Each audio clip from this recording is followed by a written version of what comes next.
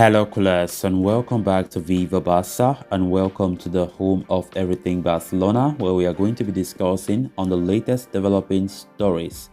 We start with Pjanic, as it has been reported that the midfielder have waived off his salary for the final 2 years to complete his move to Sharjah FC. What a great gesture from Pjanic. We are going to be discussing on that as we move ahead. Then secondly, talking about this report concerning Gerard Pique, it has been reported that the veteran defender conditioned his salary reduction on the fourth Liverpool purchase. Barcelona refused that. We are also going to be discussing on that. So guys, as we get right into it, if you didn't subscribe, if you haven't subscribed, please make sure to subscribe, turn on the post bell notification to always stay notified whenever I post a new video. Give the video a like and please watch it right up to the very end. With Barcelona midfielder Miralem Pjanic muted to join Sharjah FC, the Bosnian international confirmed the move himself on social media by posting a picture of him on a flight to the Middle East. The former Juventus man is claimed to really looking forward to heading to the Middle East as the perfect destination to further his career, so much so that it has been reported by RAC1 that the 32-year-old decided to waive off the money owed to him by Barcelona until the end of his deal in 2024. While Xavi's side will terminate his contract, the club will not pay him a penny. It goes without saying that such a revelation confirmed the speculation about how keen Pjanic was about joining Sharjah FC. But from a Barca perspective, it also aids the club financially in a significant fashion. For starters, the player's decision to walk away from the Spotify Camp Nou without demanding the amount he was owed saves a lot of money for the club. This, combined with the fact that the La Liga side will no longer have to pay his wages, could allow them to extend Gavi's contract and register him as a first-team member with La Liga. Perhaps the only downside remains that Pjanic's exit means the club lose an able understudy of the evergreen Sergio Busquets, especially considering how Xavi was an admirer of Pjanic's game. It seemed at one point that the once out-of-ever star could redeem his career at the club this season. However, Pjanic's imminent departure is ultimately good news for all parties involved, with the player getting his desired move, Barcelona keeping their purse strings tightened, and Sharjah FC adding a decorated midfielder within their ranks. Miralem Pjanic has been a great professional, to be honest, and looking at the gesture that he has done, waiving off his 2-year salary just to complete his move to Sharjah FC in the UAE, I think is something great to see, and Barca will be so happy for that gesture from Pjanic. It's not easy to do that kind of a gesture, sacrificing your 2-year salary, which means Barca won't pay a single penny as the player leaves after terminating his contract, because they had every right to pay him something for terminating the contract, but it is not the case. So the player have really sacrificed a lot, and knowing fully well that he has never really been on the plans for any of the Barca managers since he came to Barcelona. It's really good to see what he did, because there are many players that if they are in Pjanic's position after going through what he have gone through at Barca, they will never do what Pjanic did. They will never, so I think he has done something that the club will never forget him. And what a great gesture. And also seeing the financial predicaments that Barcelona have been going through all this while, it is of great help to see that Barca will be able to save something huge, which will really ease them maybe to register Pablo Gavi very easily, and also register Ronald Arago's contract extension with La Liga, which have not still been registered up to now.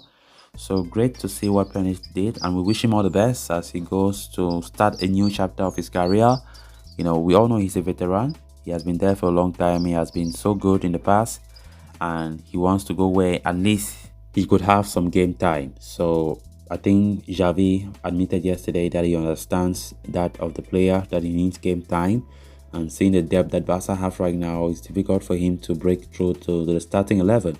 So we wish him all the best there. This time around it's a permanent move. It's not like the loan move that he went last time out to Besiktas. So he's leaving for good. Then on to the final story of discussion.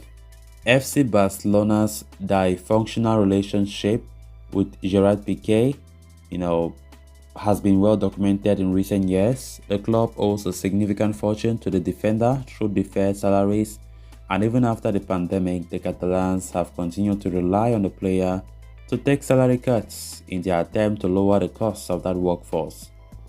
A recent report from Daria ARA has offered some key insights into Pique's most recent negotiations with Barcelona when the club wanted to lower his salary. During the negotiations, it appeared Pique had tried to include an ambitious clause in his salary reduction terms.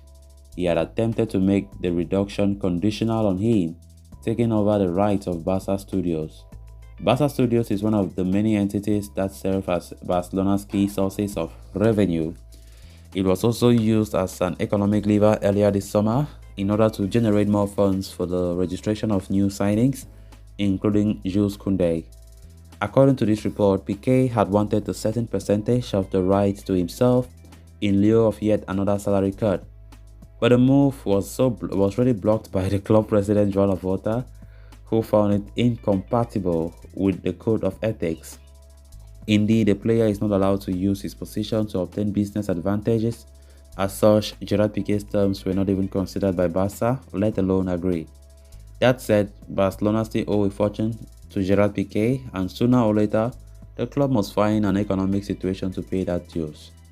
The player, on his part, has remained silent on the issue and is looking to work behind the scenes to get the best deals out from the club.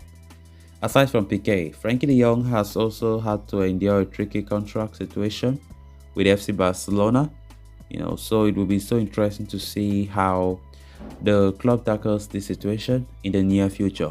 Gerard Pique, from what we are seeing, is not happy with the way things are going. The player have not played a single game so far this La Liga season, but I don't think that should even be a worry to him.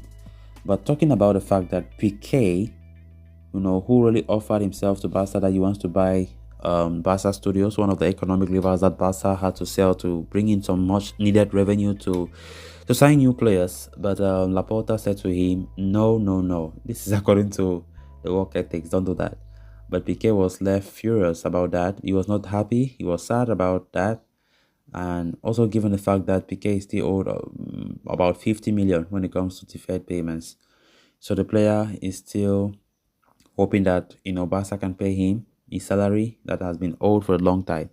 And we quite remember there were a lot of reports saying that Pique wants to take another salary cut.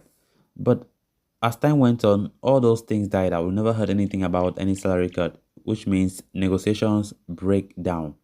So all this, according to reports, was because Barca refused. They refused that Pique would not buy any economic lever.